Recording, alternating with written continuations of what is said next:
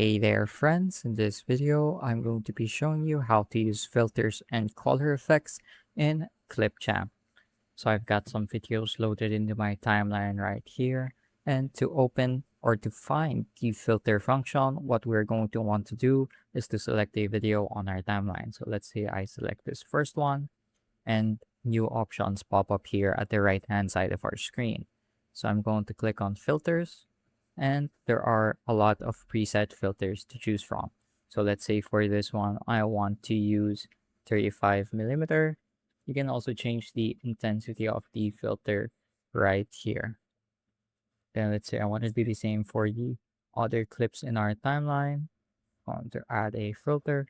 For this one, let's say purple undertone, and let's change the intensity just a little.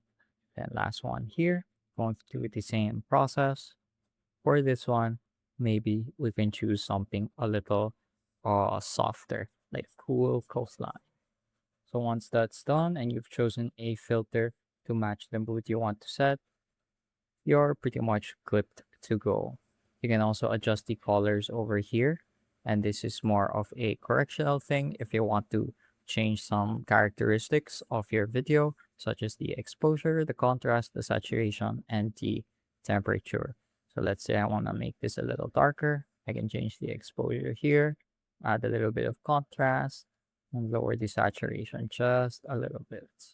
It's not as in-depth as something like Adobe Premiere Pro or DaVinci Resolve, but I would say it gets the job done very satisfactory. So that's going to be it for this video. I hope I was able to teach you something new and something useful.